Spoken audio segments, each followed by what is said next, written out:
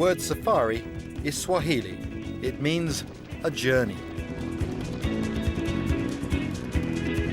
Everyone and everything is on the move in Africa.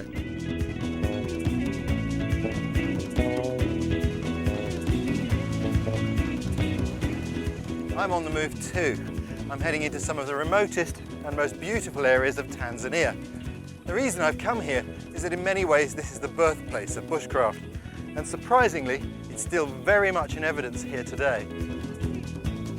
The art of bushcraft is about being out of doors, relying only on our knowledge and understanding of the natural world around us. So here in Tanzania I can not only survive but really enjoy my natural surroundings.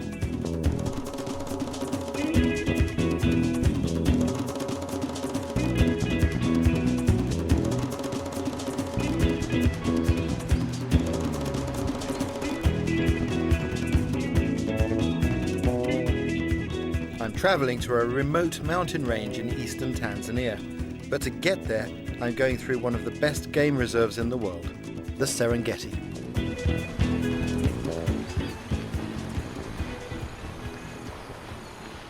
It's absolutely brilliant to be back in Tanzania. This has to be one of the top destinations for safaris in the whole world. It's an amazing place. The promise of seeing animals in their natural habitat is why so many tourists flock to this part of the world.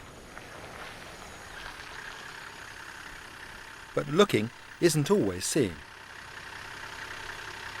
Bushcraft is a lot about looking at nature, or rather, learning to look, to analyse what we're seeing. One of the things when you have encounters like this is I think people sometimes get preoccupied in watching the animals and they forget to notice what they're actually doing. And of course, here these young are chewing the bark on this tree. And if you look closely, you can see the sign that they're leaving, with the damage that they're causing. When you watch closely, you see that they're not actually eating the bark, but they're after something that's underneath it, some sort of insect, I think. If you come along and you don't see the monkey, but you see that the tree has been barked in this way, and you were to look closely, you'd see their teeth marks, then you would know that there were vervet monkeys here.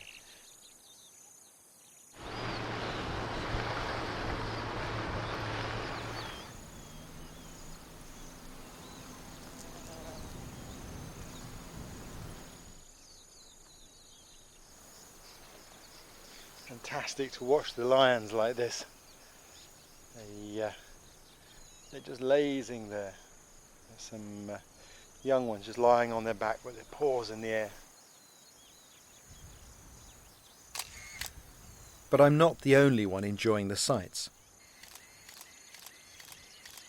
Once the animals are spotted, the traffic jams start. The animals have got so used to the vehicles that they simply don't run away from them. You can get terrific shots, but the downside is that people forget that they're in a wilderness, observing wild animals, not in the safety of a zoo. You can really get led into a false sense of security when you travel into a park like this and the security of a vehicle. I heard a lovely story this morning from a lodge manager who went out for a drive the other day, left his lodge and was driving out and found one of his guests going for a jog, wearing jogging kit. Quickly hustled him into the vehicle. He said, "What do you think you're doing, going out to feed the lions?" I can sympathise. I hate being cooped up in a vehicle myself. So I'm off for a real safari, bushcraft style. Most of the journey's off-road. We're heading east to Angata Kitty, one of the most remote regions in Tanzania and one of extraordinary natural beauty.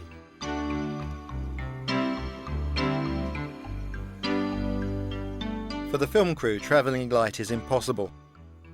The paraphernalia of filming means that they have to have a fixed camp. It's not quite my idea of being in the bush.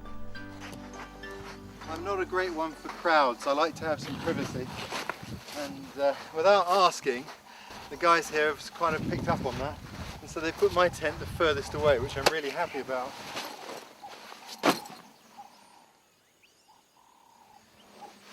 Yeah, this is home. Picking a good campsite is very important, and this has a good feeling about it. But this wouldn't be an ideal place to sleep out under a tarp, I don't think. Plenty of sign that hyenas are around, and they have a reputation for biting people's faces off in the dark.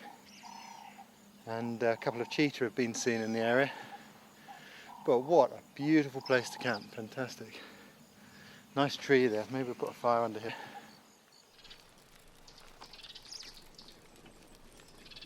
I guess you could say this is a bit of a ritual. It's been a long drive to get here, and I've had to go through some game parks where you're not allowed to step outside of the vehicle, which I find personally extremely frustrating, even though it's a sound rule and keeps people safe from large cats and other predators. But it's great to actually arrive in a place where I can walk around. I can look at the tracks on the ground and start to feel comfortable again.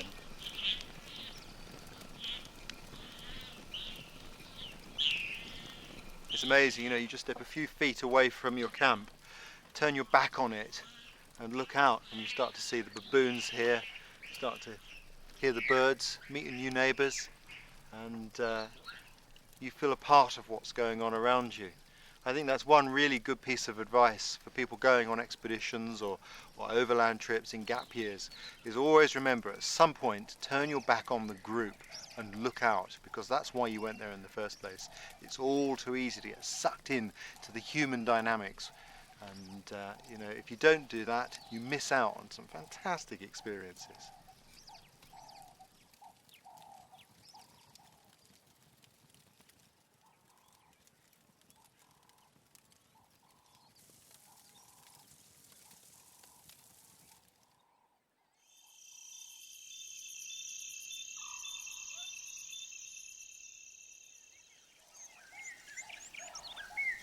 First light, and I was looking forward to a very special meeting. Our campsite was in the heart of Maasai country, these rolling hills providing lush and plentiful pasture for their cattle. The Maasai are the largest tribe in Tanzania and live as farmers totally dependent on the land and their animals, without any of the trappings of our way of life. I was planning a trek through their terrain, and my guide was Mateli. He is a Maasai warrior, responsible not only for the herds, but the safety of his entire village. He has an intimate knowledge of this landscape, and had promised to take me far from the tourist tracks. We were camping out for a couple of days, so Mateli prepared his supplies for the trip. Goat meat and fat boiled up together for storage.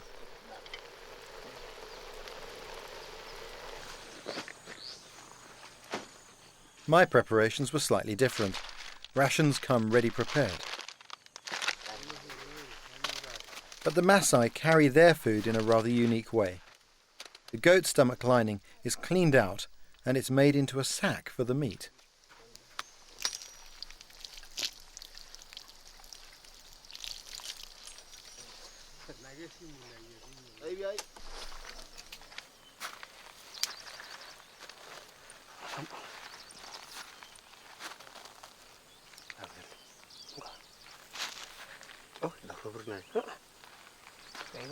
Wooden pegs are their version of a ziplock.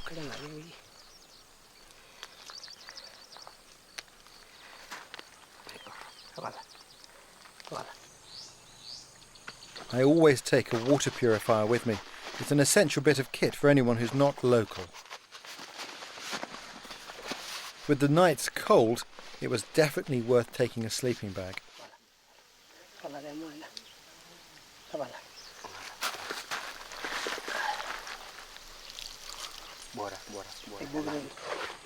In no time, I was packed and ready for the off.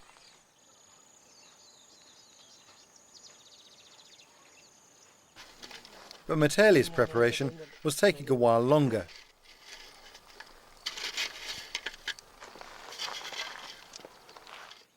So meanwhile, I met up with our ranger. It's big game country, and he was going to be with us for protection. There's an abundance of natural resources here. One of the most interesting is the wild sisal.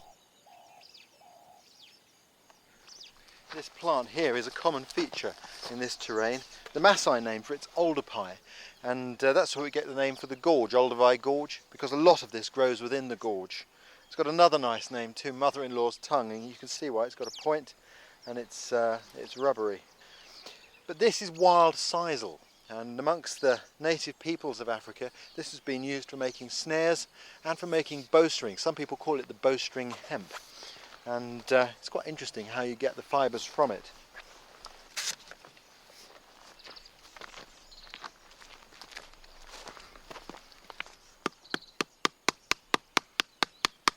A very succulent plant. What I need to do is to break it down by pounding it like this. You can see the fibres starting to separate there. Plant's comprised almost solidly of fibres. I learned to do this from Bushmen down in the Kalahari. The pounding is just the first stage. You can see the plant softening now, and what I want to do is to split it open like that, all the way down its length. Pound it just gently now. So now on the other end of the stick I've carved it to form sort of a blade shape like that. I'm going to use that now to scrape out the pulp. Now you get to a point where some of the fibres are starting to lift out from the pulp. What we do is we comb those out like that.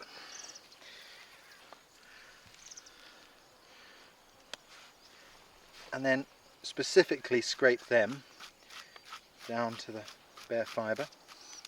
You can hang those on a bush to dry. There we go, there's the raw material. Nice long fibres for which we can make very strong string.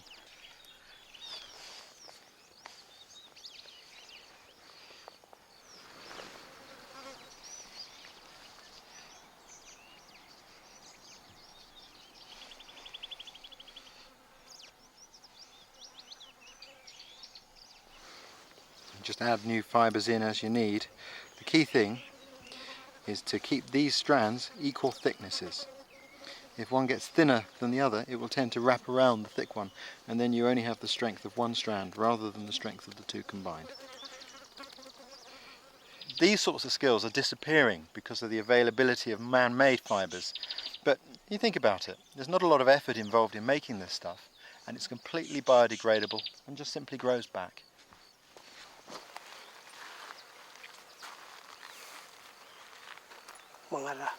Metelli has his own string for the pouch. It's a simple strip of bark.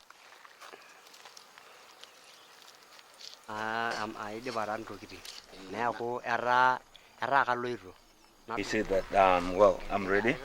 I have, I'm going on a journey, and I have the sword, a spear, and a stick with his food when he's going a long distance traveling.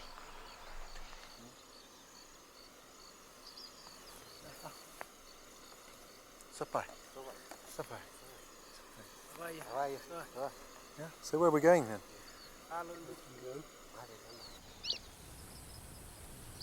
With Metelli ready at last, we were off across the vast open plains. This is what safari is all about. The experience of being on foot has always inspired me.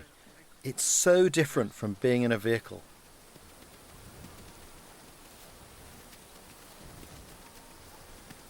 Seeing the wildlife close up and walking alongside filled me with awe.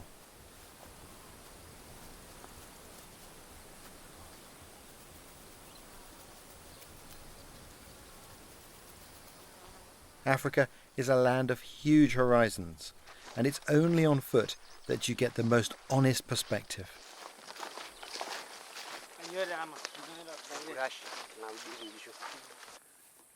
So this, is this a manada? This is a seasonal village where Metelli's family once lived. It's now deserted.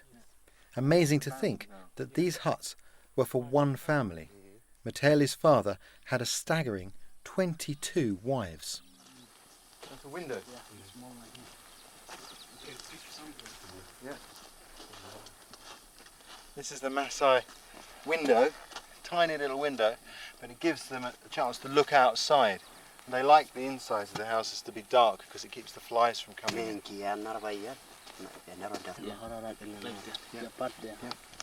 But tell you, you've lived all your life in a house like this? Yeah. Amazing. The roof's covered in dung as well as the sides. Yes. The last time I saw the Maasai houses, they had thatched roofs.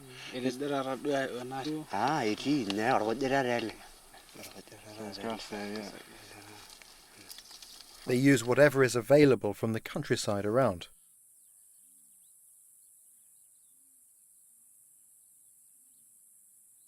The huts looked as though they'd grown out of the landscape. Once a thriving community, the huts are now crumbling, having been abandoned when the rains failed and the family had to move on. Can we have a look around outside? Yeah. And that's the other part for goats and sheep. The goats and sheep, the little boma for goats and sheep. Boma is the word the Maasai use for the fencing they construct out of spiny bush around their village. If it looks vicious, it needs to be. The cattle and indeed Maasai children might otherwise provide a meal for the wild animals that roam this territory. Mitelli, if there were 22 wives, how many children were there? Yeah, they counted his children. There were 68. 68 children? Yes. Were they all his own? I know none of all. Yes, they were all his own. Yeah. And did the wives get on? Yeah. Yeah, and they are okay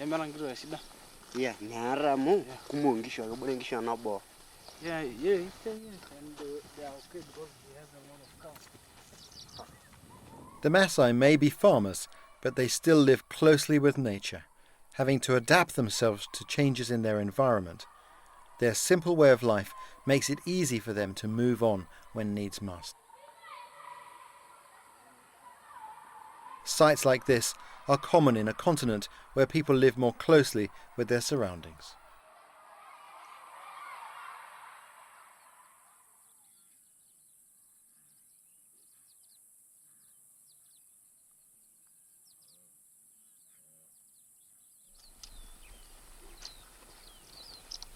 You've got datura growing here. It's one of these plants these are the seeds. One of the English names of this is moon seed, and because in some parts of the world people use this as a hallucinogen.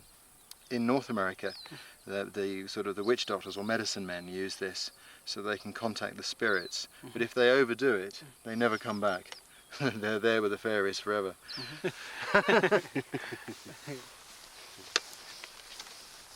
We had to start looking for a campsite in good time as night falls quickly in this part of the world. We'd be camping Maasai style, no pitching tents, just the vegetation around us for protection.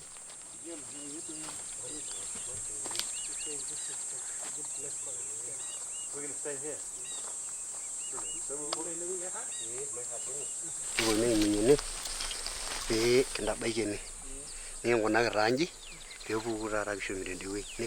They said this is a good place, a spot for the camp, and because there's a there was an old fire here with the 3 stones. Fire here, so we just make around here. So we're going to put a boma up around here for protection. We make our boma here, and we make a door through here. Okay. Then we make our place to sleep here. Okay, I'll get the fire going.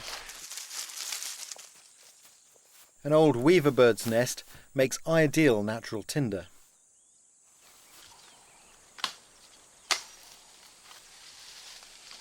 I've heard that you always light your fire first, is that true? Yes. Yeah? Why is that? Because this can help us to make everything. So to chase maybe if there's animals, they can smell smoke, yep. And then they go away. Yeah. So the fire is the most important thing. Very important. Yeah. And for the people or Maasai, if they smell the smoke, they can identify where people live. So if someone gets lost, you can find them by the smoke. Yes. For those who are lost, they can come and find where you live.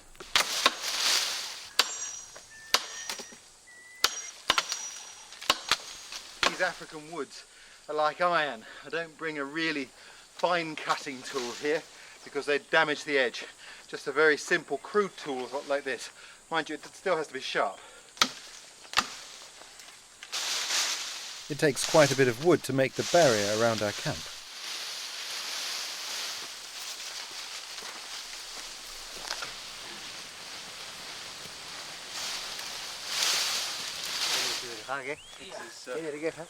This is one place I don't load my arms up with firewood because this is exactly the place you find a scorpion. One bit at a time. Take care of scorpion and the snake. Okay. So it seems to be a bit of a gap here, Lemoyne. Yeah, but no, he's coming to... He's going to close it with that. Alright, I'll get out of the way. Oops. Oh, sorry. This is the way to put.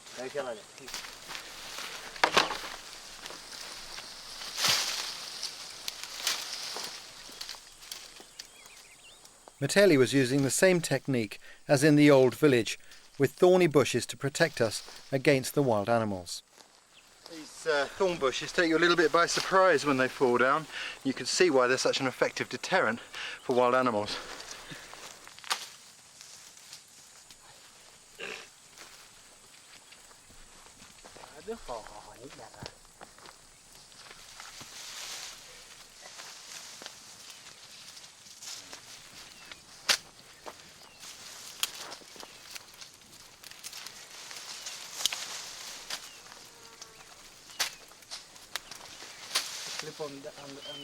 Well, I put loads down. I'm quite big.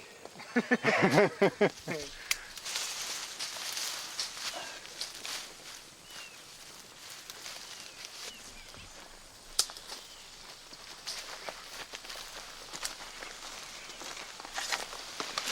think that's enough.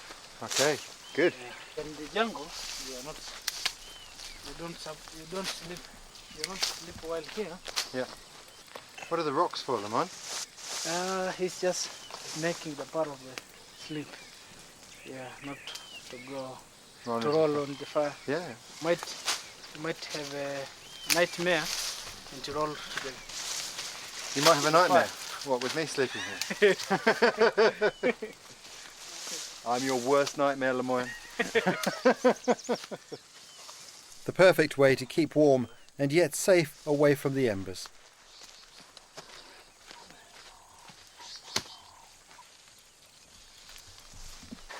This is a place for firewood. Yeah. You get any firewood, you bring here. It's always interesting to see how different cultures go about organising their camp, and this was the first time I'd seen how the Maasai sleep safely in the bush away from the village.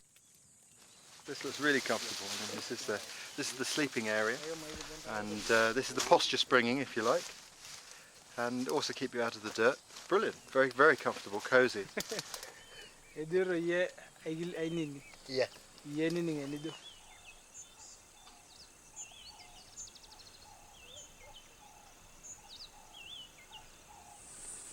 Once we'd settled in for the night, Metelli got out his goat stomach pouch and tucked into his stew.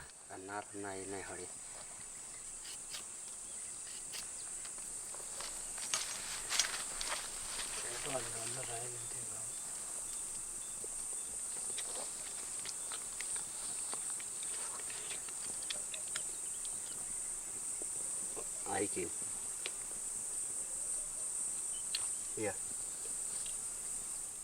The camera crew went back to their camp, leaving me to carry on filming with a small home video camera.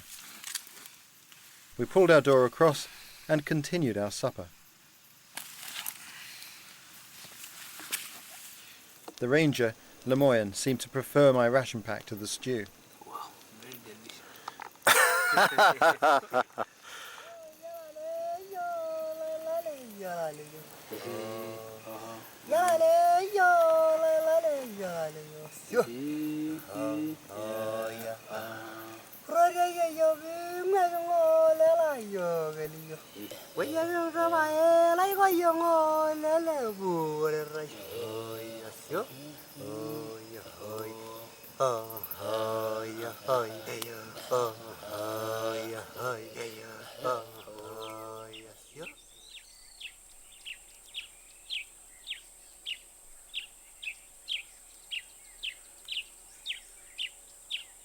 It was great to spend the night out and share stories around the campfire, talking of cattle, wives, and well, you should have been there. I told Lemoyne the story of Count Dracula, with bats flying above us. Ooh. Metelli fell asleep. He was so scared. Tell you, when I set off yesterday, I felt, oh my God, I've got the biggest rucksack again. We go here, right? We set up, camera crew have gone. Metelli here turns to us and says, I haven't got enough blankets with me.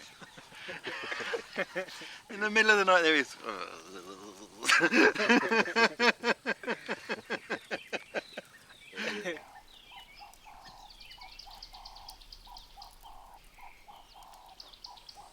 Right then, which way?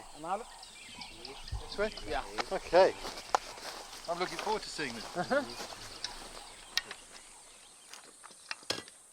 I was surprised when Metelli suddenly led us into a hidden gorge. I had no idea that this landscape held such a treasure.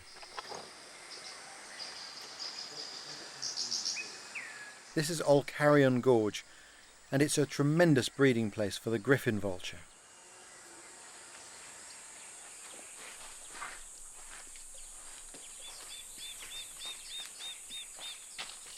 This is an incredibly interesting plant. It's one of the most poisonous plants on the planet.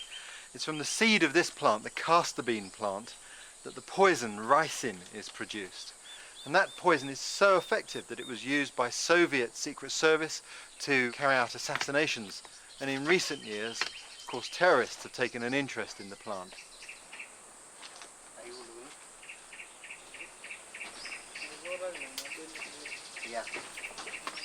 At every turn I saw plants I recognised, and so many of them have uses.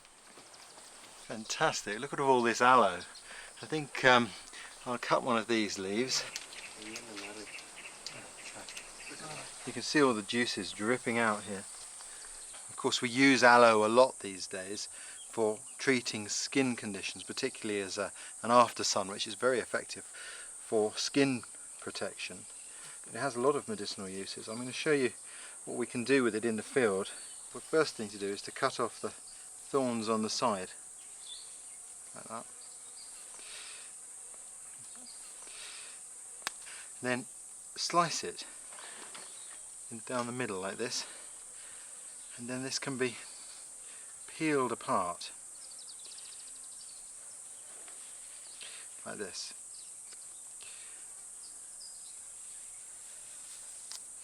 And this can be used as a medicine on skin. It doesn't have all the properties of the preparations that we carry with us, but that is a field expedient use of the plant. Very, very soothing. Mind you have to make sure you get the right plant. There are other plants that look like aloe, and if you did this would burn your skin, so it's important that you know the right plant. Metelli, do you use this as a medicine? Yeah, it's a medicine. They use sometimes to drink, for diarrhea, to clean your stomach, and for the wounds, and sometimes to drip for the cow's eyes.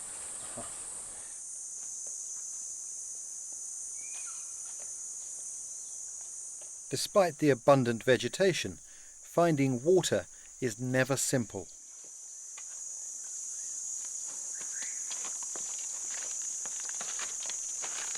Then Metelli revealed a secret weapon.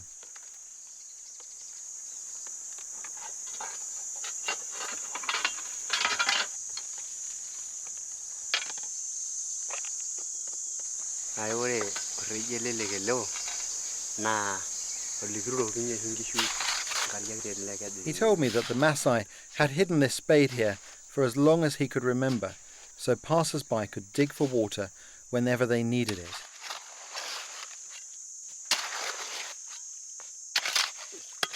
And sure enough, he knew exactly where to look.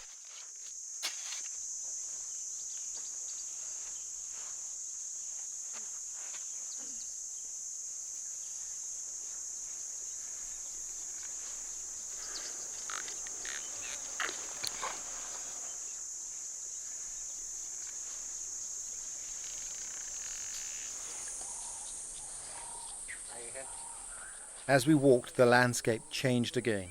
The path narrowed and the rock faces towered above us. We were entering a canyon, a lost world hidden away from the scorching plain.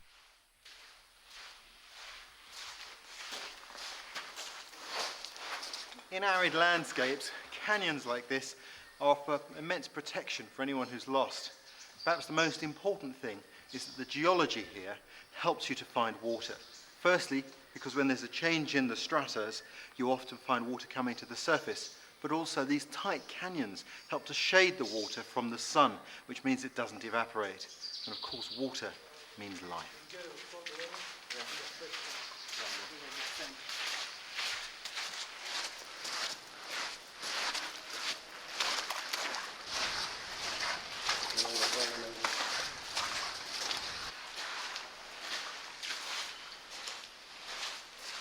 This is the track of a lion cub. It seems that everybody enjoys this gorge, that's cool, there's nice water here. But naturally there's one question on my mind. If that's the cub, where's the mum?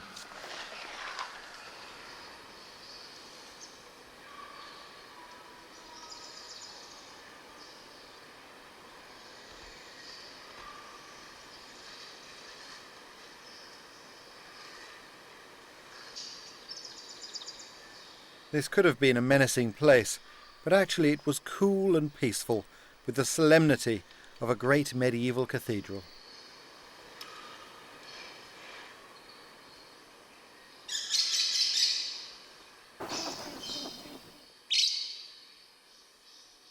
For me, it had a powerful atmosphere. I wondered what Meteli thought.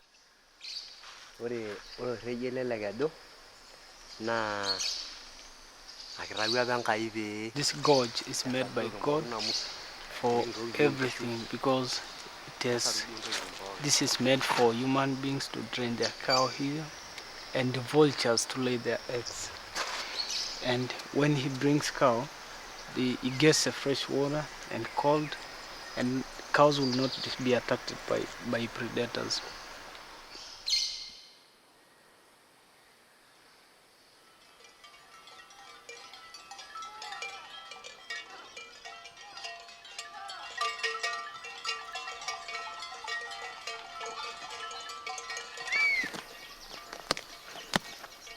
As we rested in the shade, Meteli decided to make a tonic. He unearthed a root that would provide the medicinal ingredient.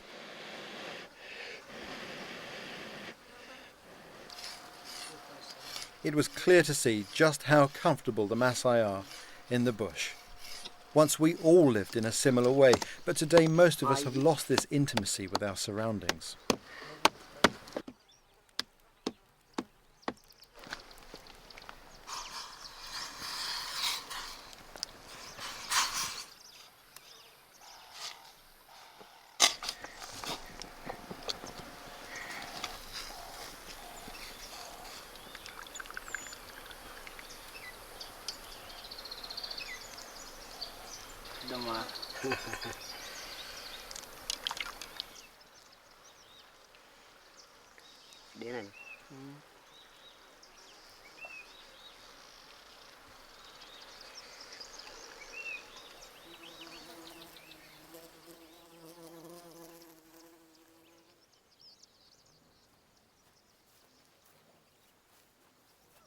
As the ultimate goal for our walk through the gorge, Meteli wanted to show me a very special place, symbolic for the Maasai.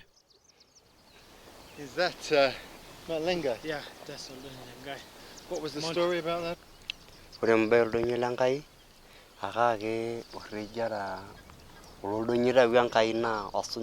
mountains is active, it's volcano active. So the Maasai believe the mountain is created by God, and that was active, and the Maasai normally go to pray under that mountain.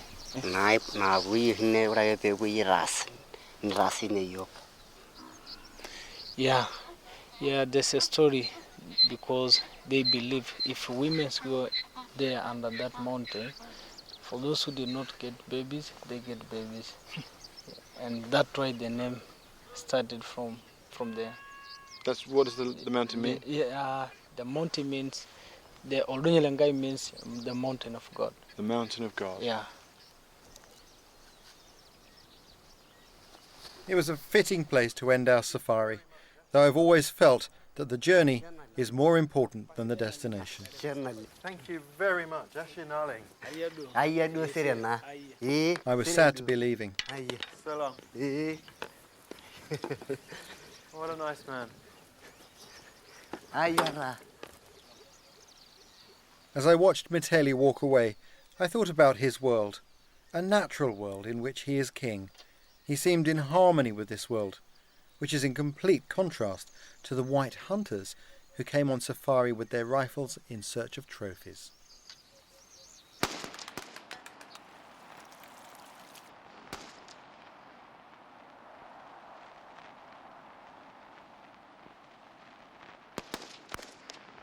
The great white hunters mercilessly exploited nature for financial gain. Today, attitudes may have changed. These days, talk of wildlife often goes hand in hand with conservation. Even hunters must face the reality that our ancestors knew, that you must never take more than the land can provide. In the 19th century, the idea of conserving wildlife rather than plundering it for profit was still relatively new. Strangely enough, one of the greatest conservationists of the age, Frederick Selous, began his career as a hunter. But what set him apart was that he was one of the first people to realise that the stocks of wild animals were diminishing in the hail of lead being let fly by European hunters. Frederick Courtenay Selous is one of my all-time heroes. Born into a long line of wealthy bankers, he bucked the trend and spent his life in Africa studying wildlife. His passion for the natural world started when he was a schoolboy at Rugby. In his account of his childhood, he describes how as a boy of 9 he used to go out on night forays into the woods nearby, how he would go bird nesting, and how in the winter he trapped water rats, weasels and stoats for their furs. I can sympathise. I've always had a passion for the natural world, and as a boy spent my nights alongside animals such as badgers, foxes and stoats.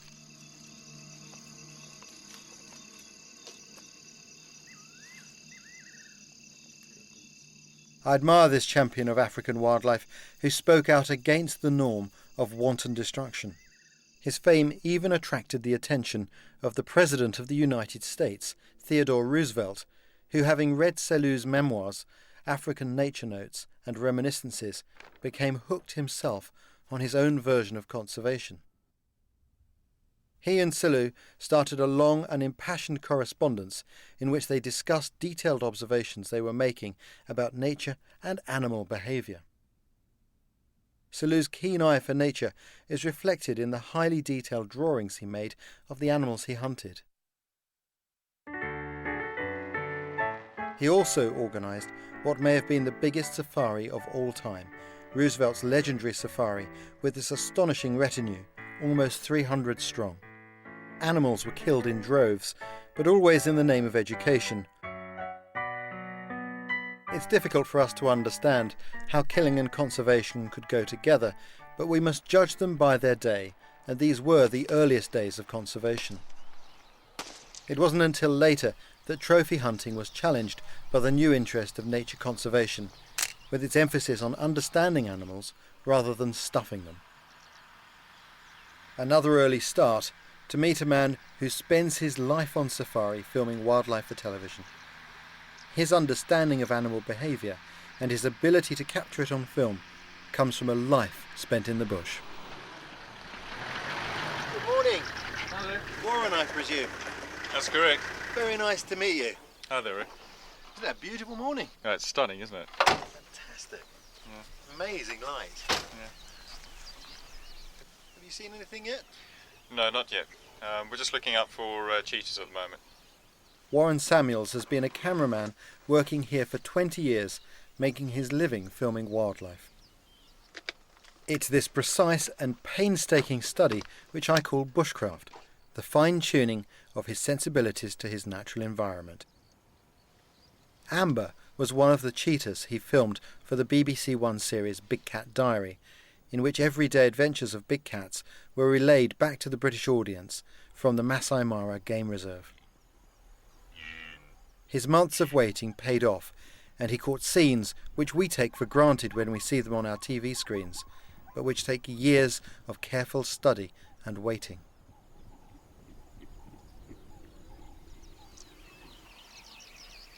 We were hoping to use Warren's knowledge and experience to help us find cheetah, although looking out at such a vast expanse, it seemed a difficult task. Right now, where do you think the most likely place for cheetah to be is? Is it going to be close to the cover here or out in the open? It's more likely going to be out in the open. They don't like lying up near the thick cover because invariably that's where a lot of your larger predators like lion and hyena would lie up.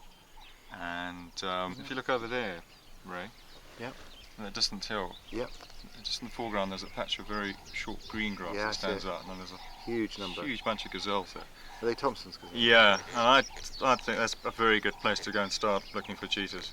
There's a lot of animals. Yeah. What an amazing sight, isn't it?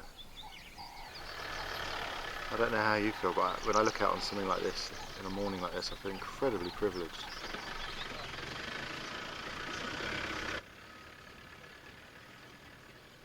It's starting to get warm now, so yeah, I think what we should do is try and get in amongst the gazelles and just look for any of the trees nearby, and just have a good look under the trees. Look to see the cheetahs in the shade. Yeah, they'll probably be lying up in the shade now. I've got that little window. It's only short, isn't it? Yeah, a little window of opportunity to be able to find the cheetahs on the move, and that's sort of generally just sort of sun up, and at 9, 10 o'clock, and then after that they're gonna find shade and lie quite up. Hard for the cheetah too, isn't it?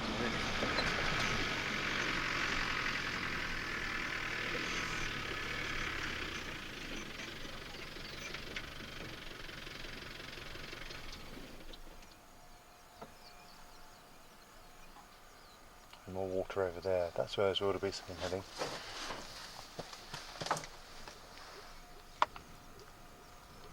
Yeah. Well, that's a nice group of wildebeest heading down towards the water there, isn't it? That's got to catch the predator's eye, surely. Sort of place that lions would lie up, yeah?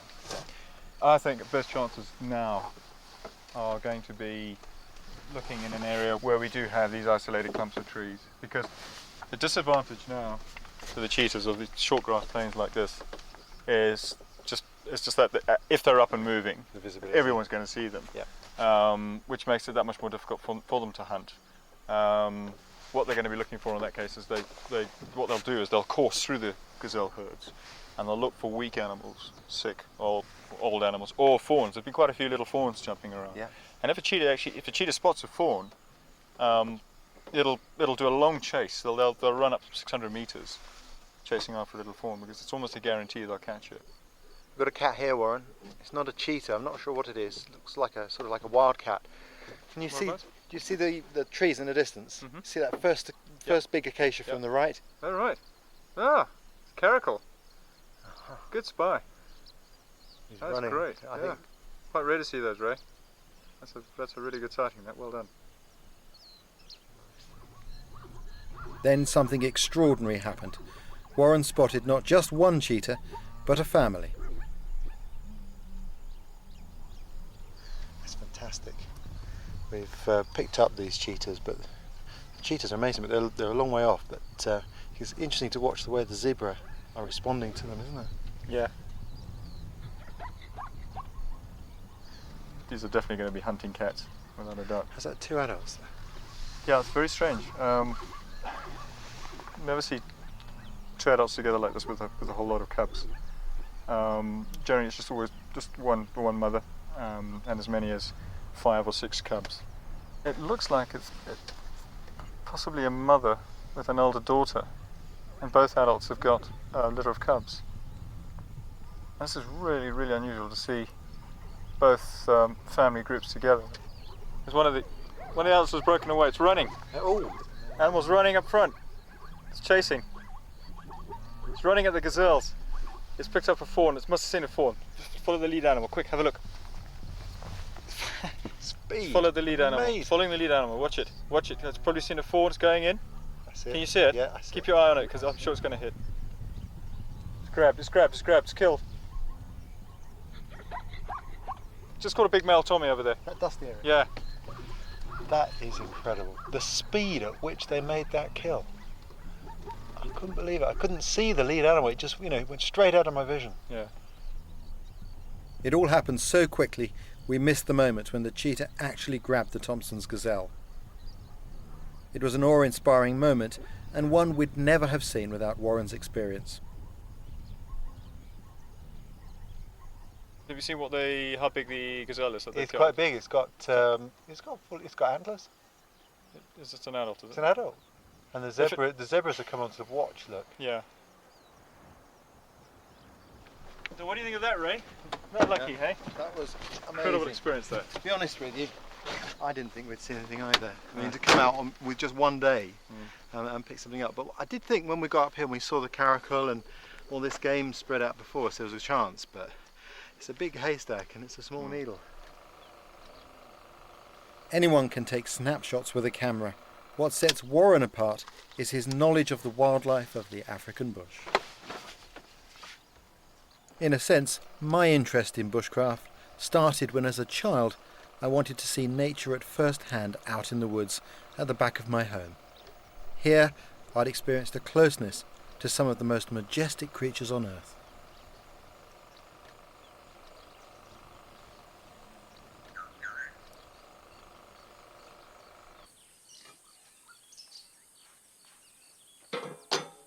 Back at camp, I'd been volunteered as assistant to Ali Mumba, our rather unorthodox camp cook. Oh, I don't know about that. Ali, I may be able to learn about the bread, but I think we've got to have a chat about firelighting. Very slowly. Okay. Oh, yeah, very okay. Can go then. Yeah, let's take it over there. We can prepare the Yeah, okay. Okay. So here's, you've got the charcoal. Yeah. Spread out the embers. Yes. Okay. Yep. Here Bread? one bread and one. Okay, I'll Okay. bring one over. Slowly. Slowly. Yes. Slowly. Poly. Poly, Yes. poly. Poly. Sour. Okay. Yeah. Okay. Can dance down. Super on top. Yes. Slowly. Poly. Poly. Yes. Sour. Top. This on top. Well. Okay.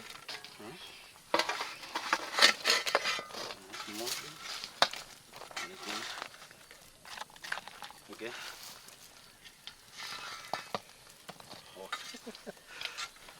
I'm back 20 minutes again. We'll check. 20 minutes, we'll check it again. All right, Yes. another 20 minutes, I'll see you then. Okay. I tell you what, I'm glad I'm not a TV Welcome. chef. I'd be half cut by Karibu now, wouldn't I? Okay. That is amazing, Ali. Beautiful bread. Without any proper oven, I really admired the way this meal came together with none of the normal trappings of a modern fitted kitchen. Even the local staple, ugali, has a dual use as a sort of edible spoon. Use your fingers, you cut the piece and you make a little ball. See? A little ball. This is to pick some sauce. Get some sauce like. You see the sauce stored there? It's great, isn't it? Bread and ugali is like the meeting of two cultures. Fantastic. I think one of the real magic things about these sorts of trips is the cultural exchange. Because, all around the world there's all sorts of conflict. But at the end of the day, we're all human beings. We all have the same preferences, like a good staple diet, laughter, company. Oh, fantastic. Ashenale.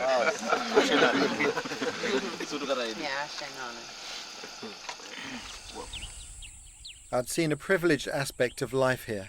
Mitali had shared age-old Maasai traditions with me, and Warren had introduced us to some of the most unspoilt scenes of wildlife on Earth. But this fragile world is under constant threat. Just over the border, the Kenyan Wildlife Service leads the field in protecting it for future generations.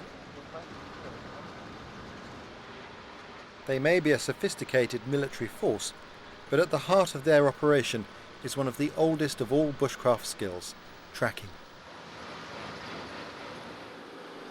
To see what the KWS tracking team can do, they've asked me to set them a trail, and so that's exactly what I've done. I've sent our assistant director off with one of their members. He's there to protect her in case of wild animals, lots of lions around here. And I've set a fairly difficult trail. There's no purpose to this trail, like real poachers would have. You know, they're going somewhere because they've got something they want to do. That enables you to get into their mind and predict where they're going to be and what their next move will be. We don't have that here. That makes the tracking more difficult. And also the terrain that we've chosen is quite challenging. We've got lots of vegetation here and there's hard rock as well. So it's really going to test their mettle. Rose told me to take a large turn for more than 45 degrees. Right, we've got about 2 minutes to go to ground, so we're going to have to go to ground now. Okay, behind this termite man maybe? Oh, in these bushes. In these bushes.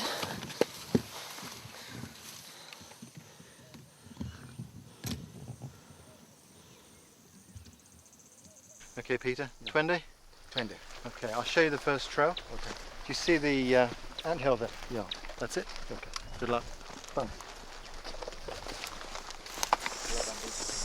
This type of bush runs undisturbed for hundreds of miles, and picking up a trail's difficult, so I'd given them the first sign to get them started. You can see they've clearly got the direction of the trail. They're moving confidently straight down here. You can see the speed with which they're moving says that they're hot on it.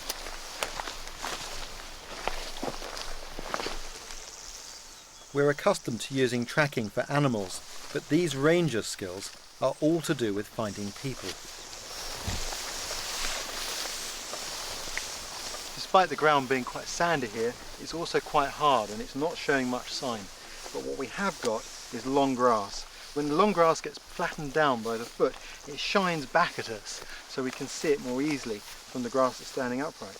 But it also points the direction of the trail and it's quite accurate, and here we can see the trail going in this direction.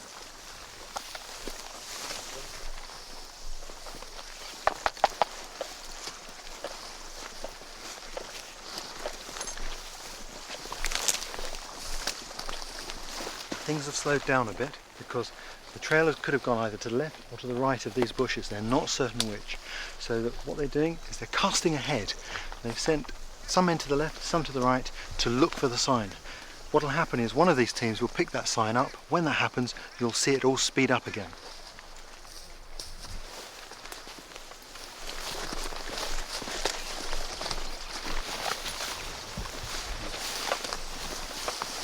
This is fresh because you see the flowers, it's fresh, it's not dry.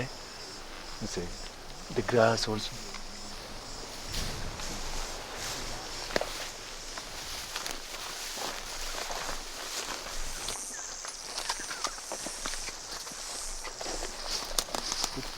At first glance it's difficult to make anything out here, but in fact there's a print here which has caused the ground to crack, but it's most notable in the way sand has been deposited on this vegetation here.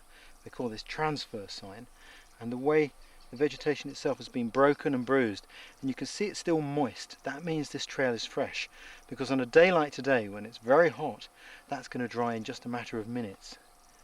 You see there the dark colour where there's moisture showing through.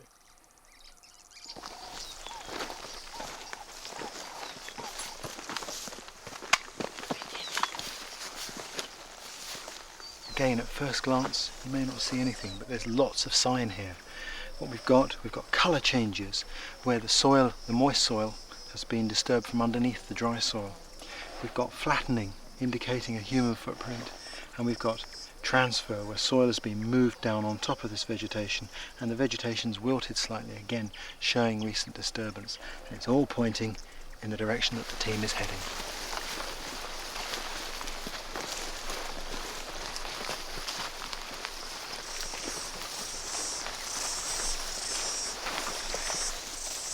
Linking up with the last piece of sign is this rock which has been disturbed from its original position. Judging by how dark the soil is there, we know that this is fresh, because if it was old, this would have evaporated the moisture that was trapped there and it would be light coloured. So this is in the same time bracket as the last bit of sign, which links the two together.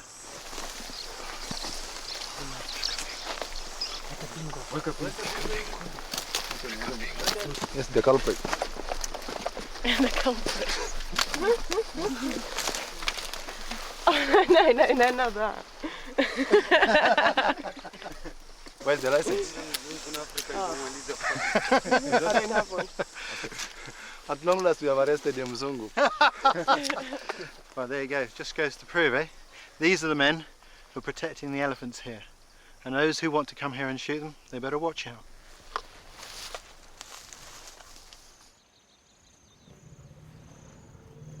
Before the Kenyan Wildlife Service started in 1989, Kenya had lost an estimated 85% of its elephant population poached for their ivory, and extinction was a real possibility. Now the 1,000-strong force of rangers roam the bush on patrol, tracking down the poachers. The ivory trade has all but died out, and the elephant numbers are again growing.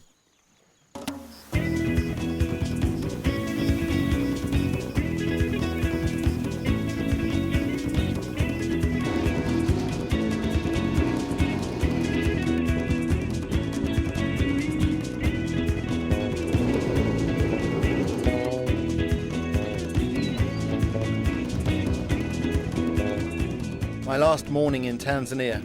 I'm always sad to leave Africa, and I planned one last type of trip, or rather safari. Something special that I'd never done before.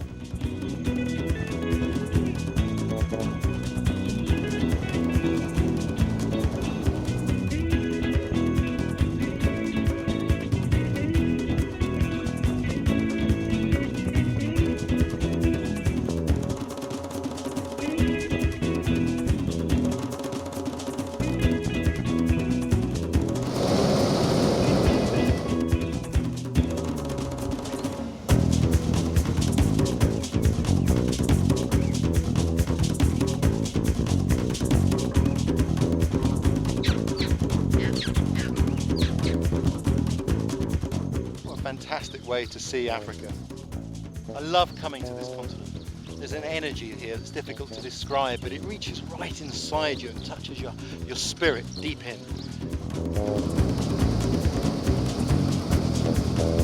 I'd witnessed bushcraft here in a traditional context with the Maasai, and in a thoroughly contemporary way being used to track poachers.